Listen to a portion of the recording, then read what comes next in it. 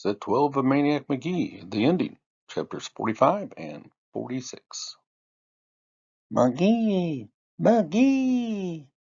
Maniac's first groggled thought was that it was the buffalo calling to him, and then he thought, it's the superintendent. He's discovered me, and he's come to kick me out. He propped himself on his elbow, swatted a straw from his ear, and gave a better listen. Magee! Magee! Mars bar. It was the second night following the morning at the trestle. Maniac had been asleep in the buffalo lean-to. He stood. Magee! Where are you? Here, over here.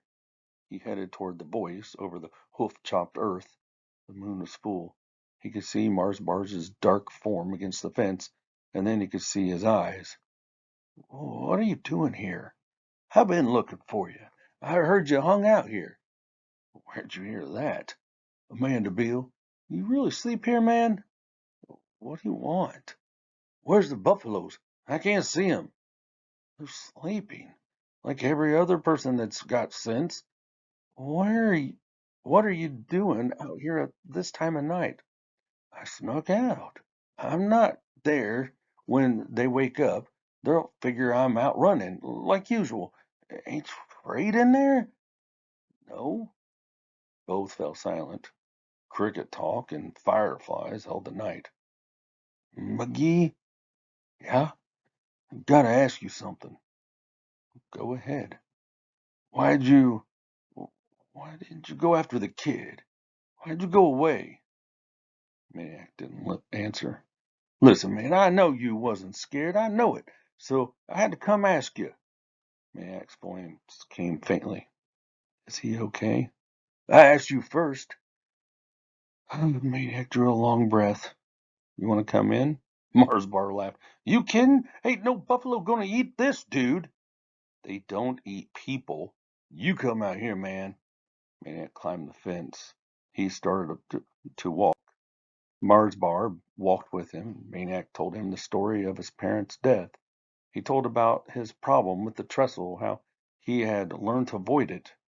And then all of a sudden, there I was, on the platform, looking out at it, closer to it than I ever was before, up on the same level. I always saw it from below before. Now I was up there too, where they were, looking down, and it was more real than ever. The nightmare was worse than ever. I saw the trolley coming. I saw it falling.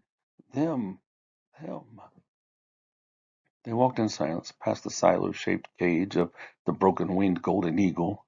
Mars Bar swallowed hard. His voice was hoarse. I knew you wasn't scared. Maniac sniffed. I don't remember much. Next thing I knew, I was somewhere on Swede Street. Somebody come down the East End like you did, all by himself, a fish belly, get all up in my face. He rippled a stick along the deer pin fence. I knew scared wasn't it. So, said Maniac, what happened? Mars Bar laughed, wagged his head. Happened, man? I still don't believe it. He rippled the fence. This little honky, he looks at me like all this his crybaby face and says, okay, can I go out and get his brother? I look around like, is somebody else here? I says to him, who you talking to? Me? I'm just pulling his chain, only he don't know it, 'cause I'm ticked a little, 'cause there he was hollering for you up the street, and there I was standing right alongside the damn stupid white potato. Understand what I'm saying?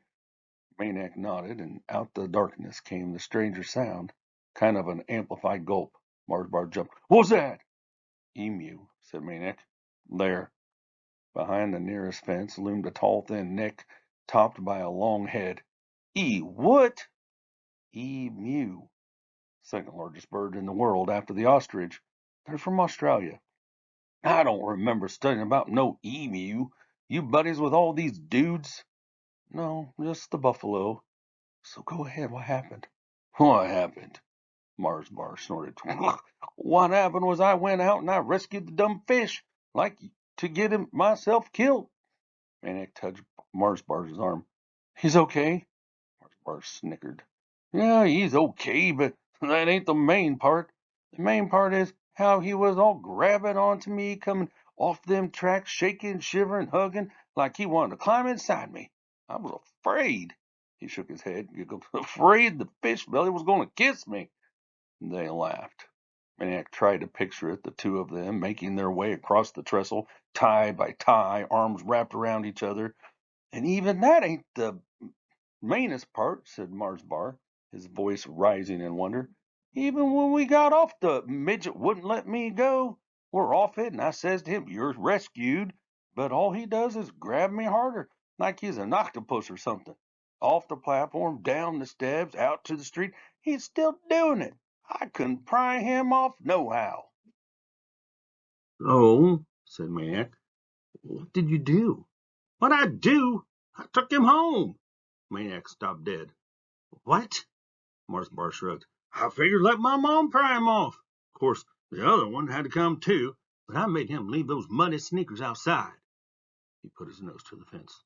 What's in there? I don't see nothing. Prairie dog town. They're underground. So what then?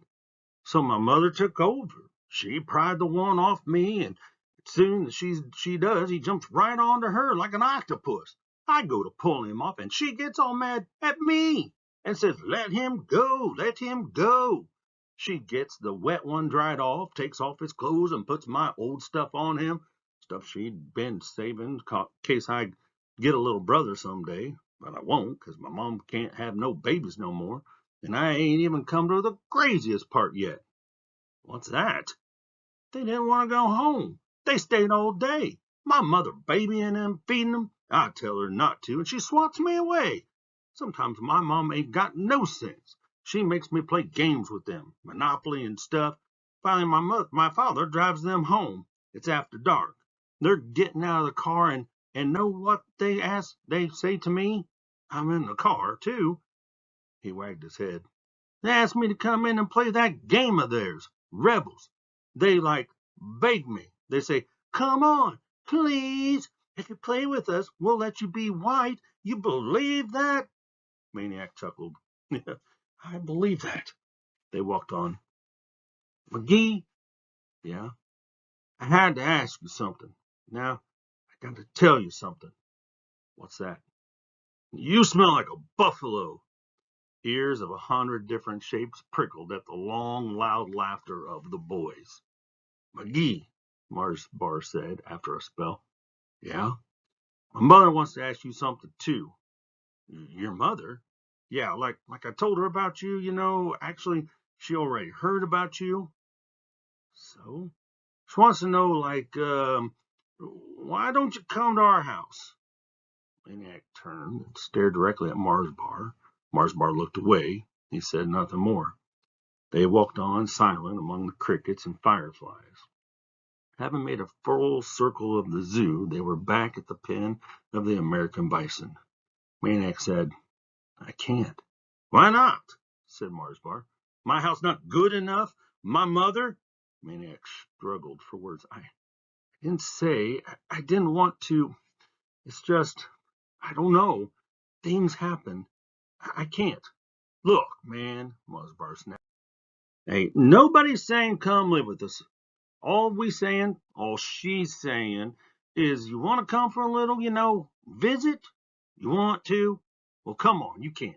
That's all. Don't go making no big thing, man. Ain't no big thing. Maniac shuddered.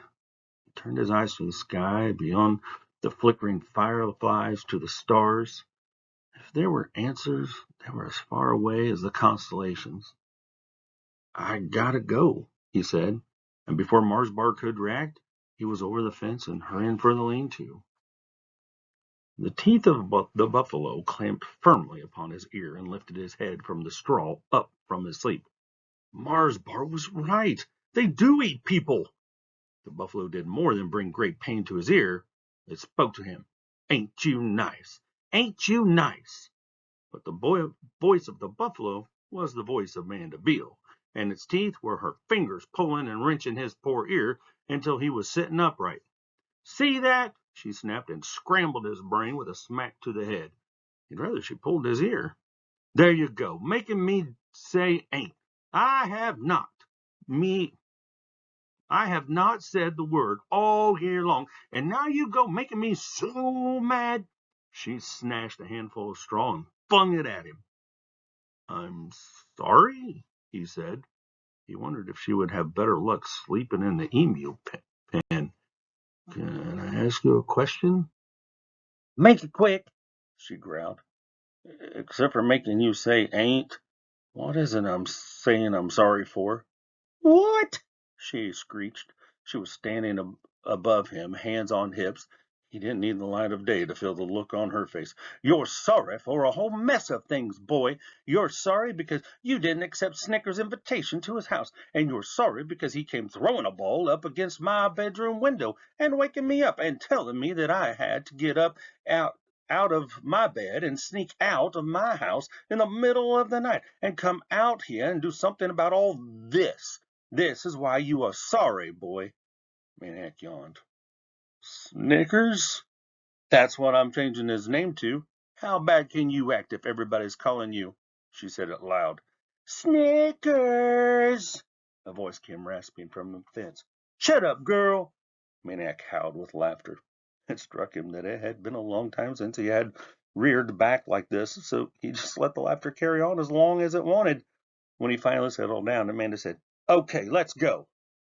Huh? Said Maniac. Let's go. Where? Home. Whose? Mine. Yours. Ours. Come on. I'm sleepy. Oh, no. Maniac opened his mouth to speak, to protest, to explain, but there was too much. 100 nights would not be long enough to explain, to make her understand. So he simply said, I can't, and lay back down.